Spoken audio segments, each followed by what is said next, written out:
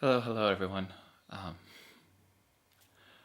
I've been battling with the idea about making this video for the channel, partly because, you know, my videos get 2 to 3 views on average, and I have 12 subscribers, so part of me has always been like, what's the point? No one's gonna watch it. It doesn't matter. But even in places that seem like voids, certain voices need to come out, and I feel like this one needs to be talked about too. No matter how small an audience, no matter how small a reach there is, there's still a chance to create an impact and do some correcting, some education, some reform, some improvement of some kind. And that's what this video is about. As everyone has been aware, for past few weeks there have been protests over the racist, unjust, excessive murder of George Floyd. And recently, the news has come out that Derek Chauvin, the cop whose knee was on his neck, as well as the other surrounding officers who were standing by and holding off any witnesses or preventing intervention, are now also charged in the aiding and abetting of second-degree murder. These kinds of things have started happening so frequently and with so much lack of repercussions or reprimanding of any kind that our society has been numb to it for far too long. And that needs to change. I've been unsure about how to voice my support or take action in certain ways that would be beneficial.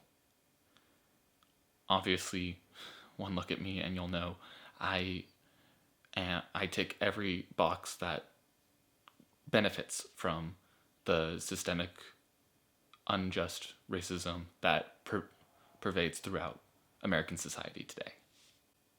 I did grow up in a very white majority neighborhood in Northern California.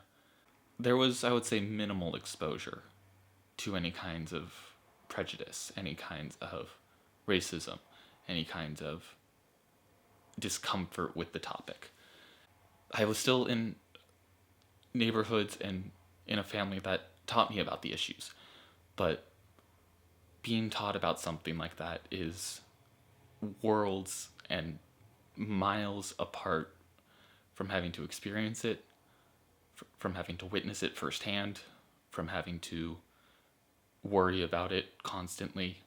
And I wish I could say that these past few weeks have opened my eyes to something, or that, I was unaware of something that's changed, but I think honestly I've been aware, and a lot of my fellow colleagues and fellow white Americans, young white Americans, are having to acknowledge is that we've been aware and we've been knowledgeable about this kind of stuff happening, but it's been inconvenient for us to take action on it.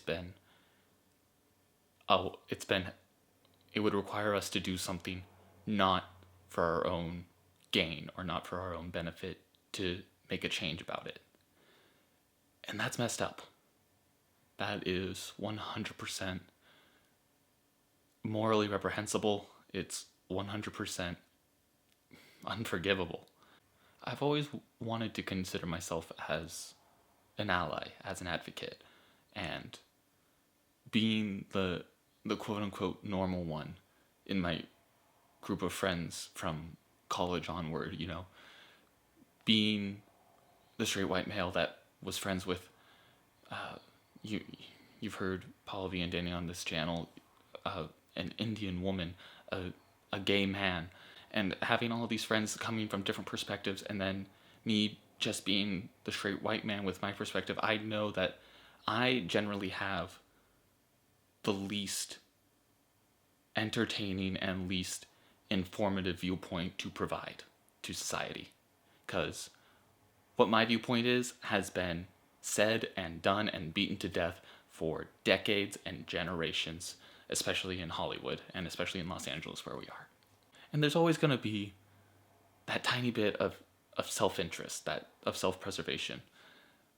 But that part needs to go, just needs to fucking go away right now. Because self-preservation is what African Americans have been having to have at the forefront of their minds for hundreds of years. With the growth and evolution of social media, it's becoming more apparent the volume and the amount of injustice and oppression and disregard for non-white lives truly is. In some parts of our country more than others, but at least to some degree in all parts of our country. I grew up raised by two brilliant parents. They would teach me about all matters of life to the best of their ability. And one of the lessons that my dad would like to teach me is that society was a meritocracy. And that at the end of the day, if you just worked hard enough, if you put your mind to it, if you were willing to just drill in the hours that other people weren't willing to do, that you would succeed and you would get ahead. And I've wanted to believe him my whole life. And I know that, for me, that's most likely true. But for someone like George Floyd, for someone like Breonna Taylor, for someone like Ahmaud Arbery, for someone like Trayvon Martin, for someone like Tamir Rice, they were working as hard as they could. They were doing the best they could given the resources in the society they were living in. And where did that get them? They're not here anymore. That's where it got them.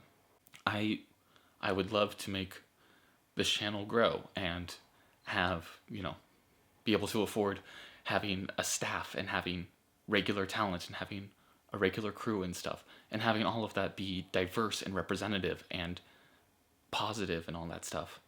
And I just want to be a beacon of proof, of hope, of optimism, but words aren't enough.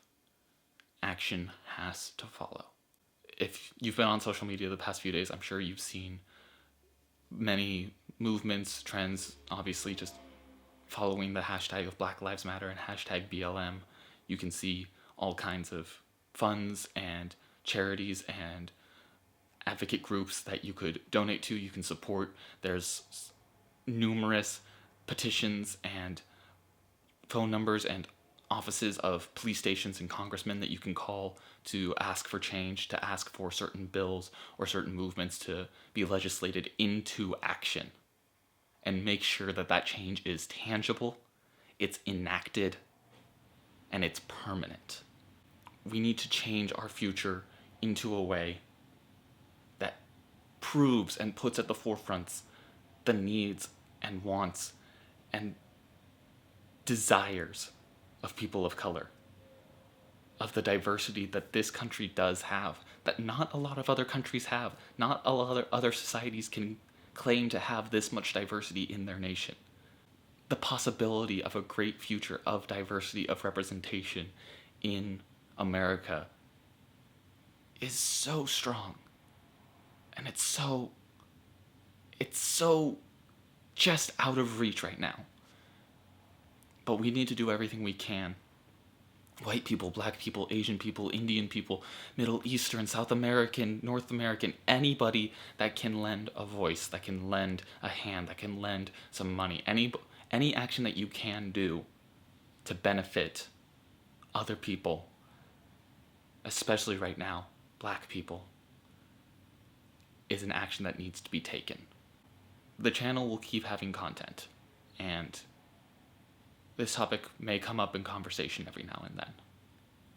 But for the time being, there won't be any advertising. There won't be any attempts to notify people about videos outside of having a notification on YouTube, because right now this doesn't take the forefront of people's attention, nor should it.